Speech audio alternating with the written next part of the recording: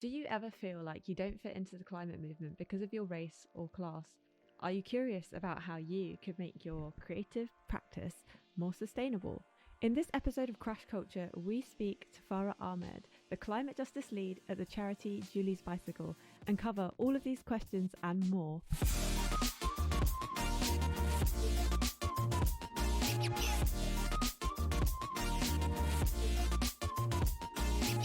So welcome to Crash Culture.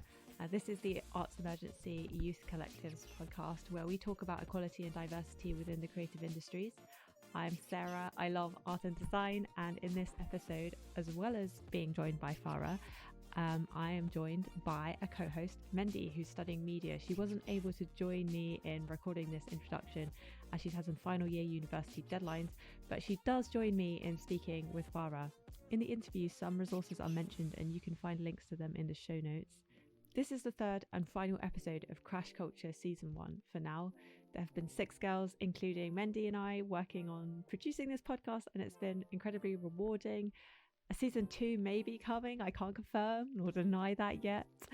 Let's jump into the interview. Hi Farah. Hi, it's good to be here. If you could be a type of pudding, what pudding would you be?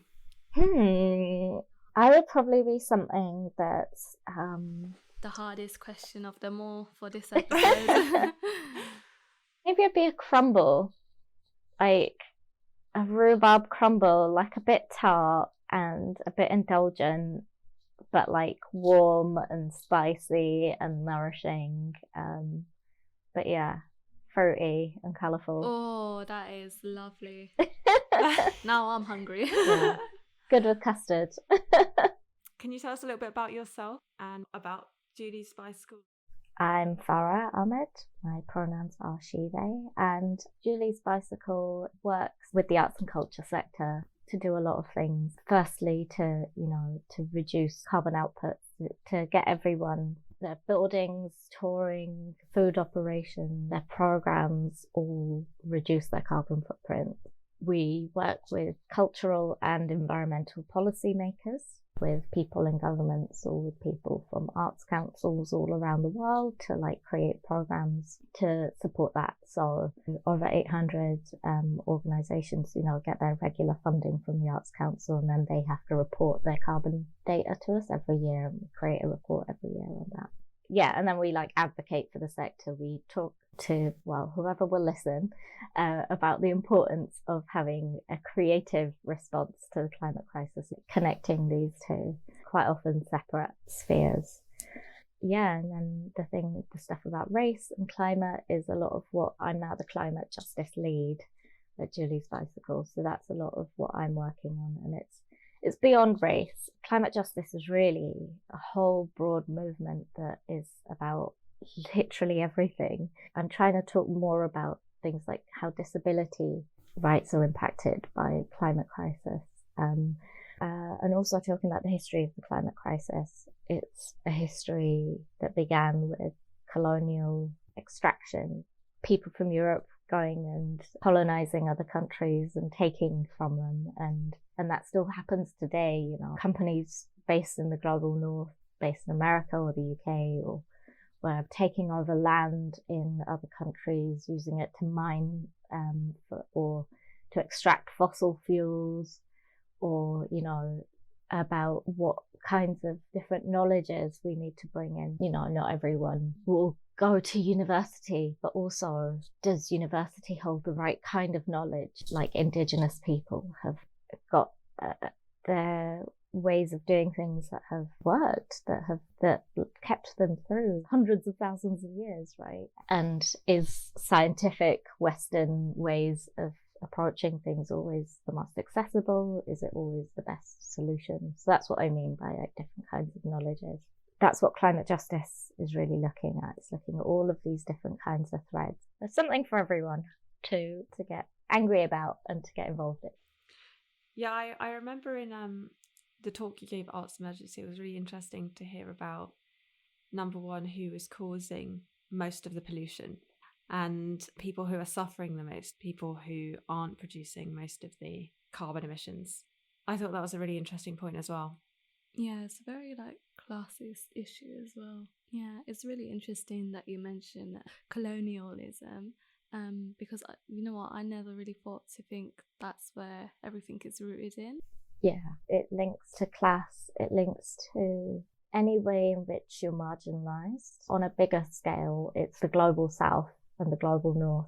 And, you know, the global north is who produces all the emissions, and the global south is who's feeling the impacts. But also within countries. So in the UK, waste incinerators cause a lot of toxicity in the environment, a lot of pollution in the environment, likely to be built in poorer areas. If you are black, you're far more likely to be living in areas with high air pollution and to be suffering the results of that. It's very ableist. You know, if you're somebody who is queer, you're disproportionately more likely to be homeless. So then when we suffer like extreme weather patterns, you're disproportionately likely to be impacted by them. So there's lots and lots of ways that however you are marginalized, you are impacted. And the more, you know, intersections that you are at, the more that you will be impacted. This is also, again, like linking back to why we have to stop this being a conversation that is dominated by middle-class white men, because ultimately they'll be fine longer than we will be. Yeah, it's very, and it's like, where do you even start? So how did you like get involved? Like, how did you know this is what I want to focus on?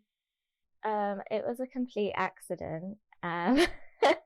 I've always been like quite politically inclined. I was always, as a teenager, going to like stop the war protests. I think, you know, I've grown up in like a Muslim family. So after 9/11, it's really hard not to be somebody who is involved with politics when you see what is happening to your family.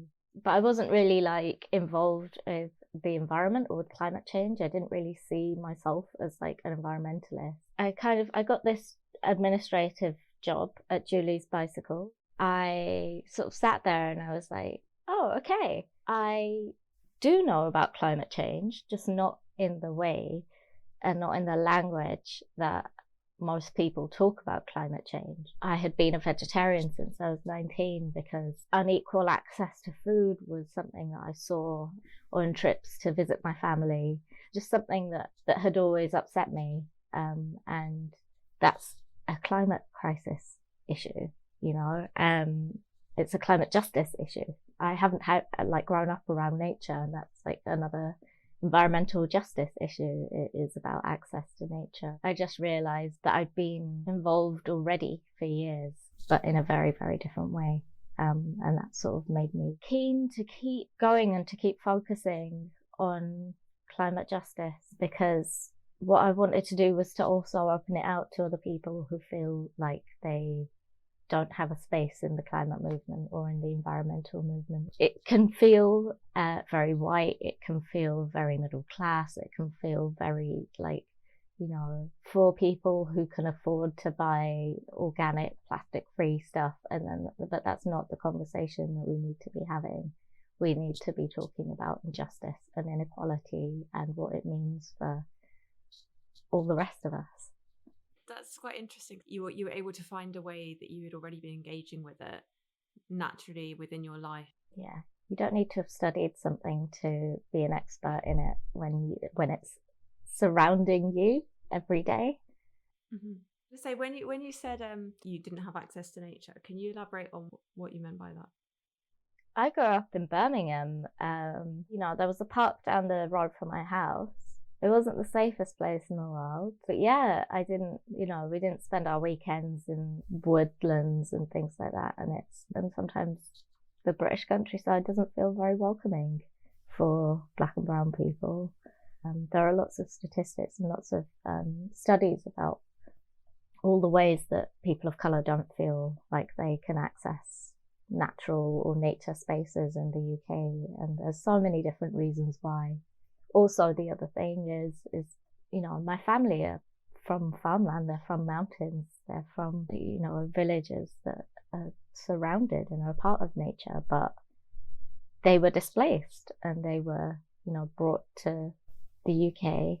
So, you know, there's a displacement of knowledge that means that I didn't have access to that as well growing up. You know, it trickles down My parents didn't know about the land of the UK, or my grandparents didn't know about the land of the UK, and they had to, work in factories their whole lives. But yeah, I didn't grow up around that. I didn't see the sea until I was like 17, 18, and I didn't swim in it until I was like 23. And I remember it exactly because it was my 23rd birthday. It's the thing I find the most peace in now, but I just never had access to it before. I definitely feel you on that because I come from a Bengali household, and I've lived in London my entire life. My dad was born here as well, so he's lived in London for his life as well. Because living here, this is all I know. So I definitely empathize with you when you say going to more countryside spaces in the UK. It just does not feel welcoming. I'll always crack jokes with my friend oh, I'm gonna get racially abused here, I'm gonna get shouted at, I don't belong here. But really there is a truth to it. You don't feel like you belong in those type of spaces as well. It's really negative because it makes you feel issues with climate justice, how can I get involved when I don't even feel connected to these type of green spaces? Exactly. Like you said, you don't feel empowered to participate in climate justice issues or environmental justice issues because what stake do you have in it? But the truth is that we have the biggest stake of all. You're young, you're a person of colour, you're from spaces that are going to be hardest hit. You should feel the most empowered to stand up and say, this is my issue and this is what we need to talk about. It feels really hard to do that. And I think it's also a lot to do with how we talk about climate change, right? And how we talk about where the power lies to change things. Because I think that we spend years and years talking about polar bears on ice caps, and polar bears and ice caps are very important, but how much does it mean to people's everyday lives? We are told it's all about your individual choices, right? You can buy your way out of the climate crisis if you stop using plastic packaging or if you get reusable cups. Whilst those things on an individual basis help, on the grand scheme of things, I think it's a purposeful way of us ignoring who's at fault and who's affected. And I think all of those kinds of stories around the climate crisis have been very deliberately missing that wider point. Yeah, I think the way that we talk about climate change in the UK has been very much dominated by its individuals. It's something that's happening over there somewhere else. And I think that is a consequence of it being talked about in very white spaces, in very white ways. In the UK, in the US, we keep talking about it we need to do this for our grandchildren and our great-grandchildren. But my granddad is affected, my grandparents have been living through it. It's not something that's way in the distant future. And I think that we don't hear enough from the global south about what is happening, what has been happening. And it makes it a lot easier to feel like it's something that's far away. We need to be talking about it the here and now. This isn't about your great-grandchildren. This is about you. Yeah, because it's our future as well. It's not just theirs. Yeah, you've talked about there's so many issues that go into climate crisis. It's not just one straightforward thing. It's a big question, but what would you say are some key steps to go forward and try and solve this issue? On a global scale, I think we need polluters to pay. There's lots of lawsuits happening around the world at the moment directed at governments, directed at fossil fuel companies. They need to pay for the damage that they've done when places who are being hit hard by climate impacts, losing all their infrastructure. Oil companies should be paying for that. But beyond that, we should be thinking about how we move forward in a community that is not extracting, it's not taking from the earth more than it can replenish. it's not taking from each other more than we can replenish with one another. Yeah, and think about our power structures. We have to be able to like imagine different ways of being in order to achieve them. Quite often, particularly in the UK, you know, you see someone with a nice alternative to something and they get like completely torn apart by the newspapers. Like, what do you mean we can't, you know, that you want us to have free broadband, for example?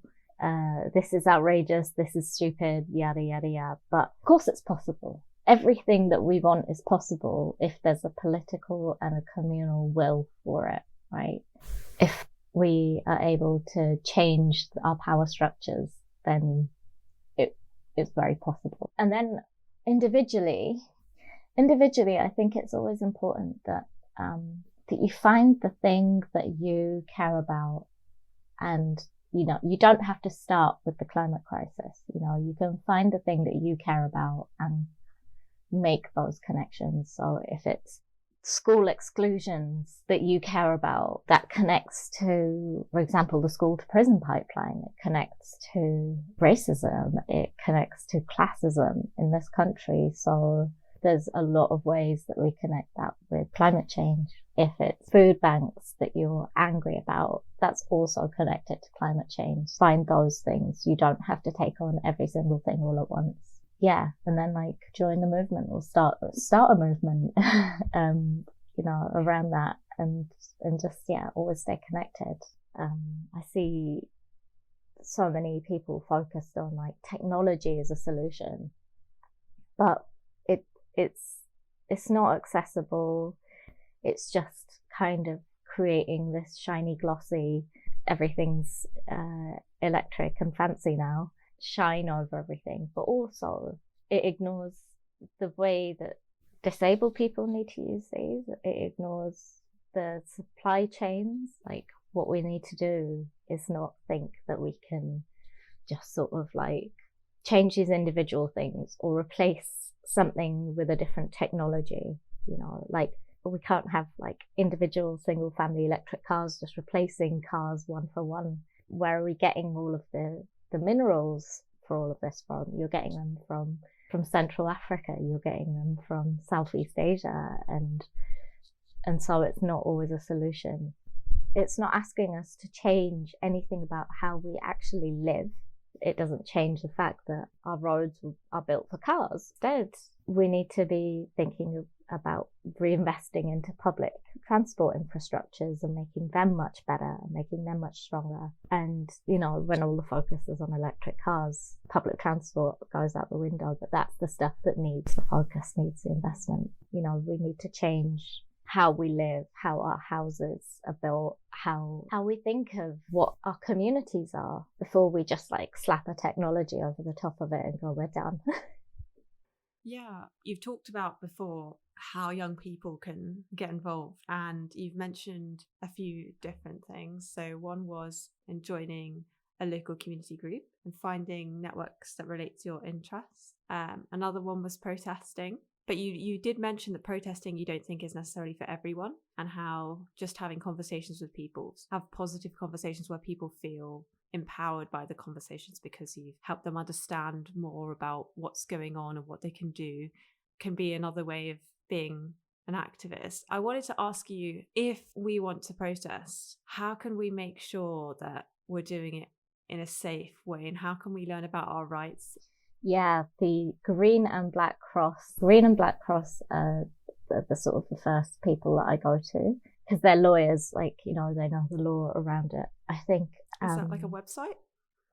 So yes, they have a website. They have, you know, they're on Twitter. They are usually the people who, if you got arrested at a protest, are one of the sort of law firms that will represent you. So always look online, try and get a bust card, and sometimes they hand those out at protests as well. A really well organized protest should have people around with those things, and it will tell you, you know, don't talk to the police.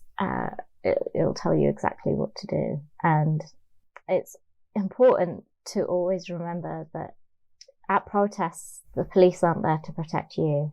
They're there to protect the interests of the state, right? So they might be friendly as individuals, but they're not there for you. And, you know, don't be tricked into that. Yeah, like even recently there's been that new bill that was introduced.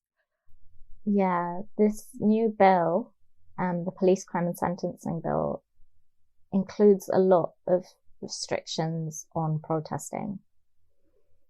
It's making it harder for people to challenge the government. You know, protests aren't for everyone, but they are really important, and they do work.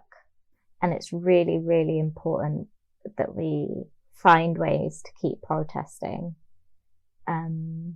because the next few years, the next few decades, as the climate crisis is like more and more urgent, we're going to see a lot more people try and hold on to the power that they have, because the world is really, really changing, and because it's there for the taking, right?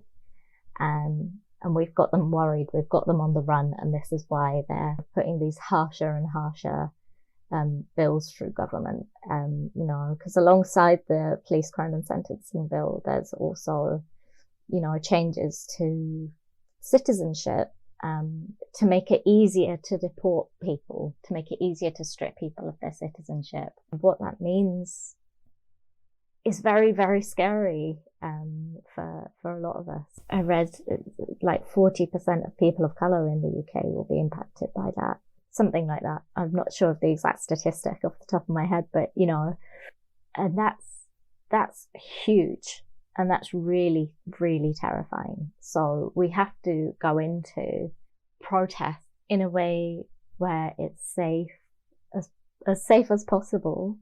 And we have to also find other more creative ways of protesting. And I think that's why art is important, and that's why like talking to your people and your communities is important, because, you know, governments get away with things because they feel like they've got a mandate to, they feel like they're allowed to, but we have to make it so that they're not allowed to, because we won't let them. You know, there's a whole lot of people in this country who don't get that quite yet, who will still keep voting Tory, who will still keep, you know, who won't understand the implications of this bill or of the climate crisis, and feel like they don't care. And we have to make it hit home to them as well. We have to get them to understand the lack of humanity in all of those things, because, you know, if we can build power in the grassroots, and we can build power in the community, and we can build power through people, we can change how this all is working in this country, which is really, really scary at the moment. And it's okay to be scared as well. We have to use that. We have to use that creatively. We have to tell those stories. We have to make it make sense to the people who we're trying to get to. Yeah, that makes a lot of sense. So I've heard you mention before that Judys Bicycle produces resources for artists to help them. Are they available now? Yeah, you just go to the Judys Bicycle website and go to the resource hub. There's lots on there. Literally so many. I'm the person who's in charge of, one of the people in charge of the website, so I know that there's a lot. Yeah, it's all free to access, and it's all, you know, downloadable. So if you're an artist who does a lot of traveling or touring work, you can look there. If you want to reduce your waste from your set design, there's resources on that. There's something for everyone. Awesome. I've got a question about an experiment you're involved with. Your bio says that you are on the sounding board for ARVE, a site-specific experiment in collaborative work between artists, scientists, and regional environmental experts in Switzerland. I'm particularly interested in this because I study computer science, but I'm also very artistic and I do a lot of artwork, so I'm always interested in how art and science can work together. So I was just curious about what you got up to. So it's an experiment in how we work collaboratively as artists with scientists and with a local community. I think sometimes, you know, artists can go into a space and be like, I'm doing this artwork about you, and they're not from that, or they don't understand that, like, what that community needs. It's like a pilot project where there's a collective of environmental or ecological scientists, artists, and then local citizens, and they've spent a lot of time in the region. So this region is Arosa. It's like a ski region in Switzerland, and it's being really impacted by climate change. Most of the region's economy is built on tourism for skiing, and getting people out there is, you know, carbon intensive. Ski seasons are shorter because higher global temperatures. So the community is at risk of losing a lot if they don't find ways to adapt. RV is kind of an experiment in, you know, different ways of adapting, of finding solutions or finding new things that community can be involved with, support their economies. So there are 2 commissions coming out of this. The collective spent like a lot of time in Arosa. They got to know the community. They've had dinners with, you know, people. They have like met the mayor. They've met Arosa's oldest citizen, like local salt makers and hoteliers. And the commissions are really about what local ecologies can be brought into these commissions as well. I don't know how much I can say about the commissions at this point. I'm working on what impact means for them. It's not just about sort of going into a space and saying, I've done this and 20 people showed up and, you know, we've like made this much money or whatever. It's actually like, what's the impact that you want to have on the community? There's lots of questions that I like to encourage artists to make sure that they're asking of themselves, like, how am I accountable to the people who I'm talking to and for and alongside, you know? Why does it mean anything to the community? Who benefits, you know? Finding ways of like asking all of those other questions to make sure it's really holistic and that it really means something for the town, the citizens of Arosa. And then also, you know, how do we take that to other places? How do we have this really like ground up collaborative approach that is like slow, that's like purpose driven, instead of it being like, we've got some funding and we're going to come and do this 2-month project with you and then we're going to disappear again. But like, I've got something on my CV and like, you are just someone who I've taken all the knowledge from, or I've put on my posters, but haven't actually cared about what you have to say. So it's working very, very differently. Wow. Yeah, it sounds like you're helping people to be really thoughtful about their projects. Yeah, it's a lot more personal. It takes time and patience. Yeah, I think that with both art and with the environment, sometimes, you know, people want an easy, quick fix, or, you know, they've only got funding for a really short amount of time. It's really difficult as an artist to have the time and the funding to work in that really different kind of way. I think it's something that needs fixing through our funding systems. I think it's something that needs fixing through our whole economy, and not just in art, not just in environment stuff, but also like in everything. You know, we need to not always be pressured into producing stuff or consuming stuff all the time. Like, we need time to be rest, to be still. You know, it's like good agriculture, you know, you leave your soil to be nourished again, or you know, plant things that will nourish your other plants next to one another. Like, we need to take those kinds of lessons from nature. Like, sometimes things take a long time and it's because they're creating deep roots, and that's what's strongest and that's what's healthiest. And we need to take that approach forward into our work and our lives. Awesome. I think, yeah, we've covered everything.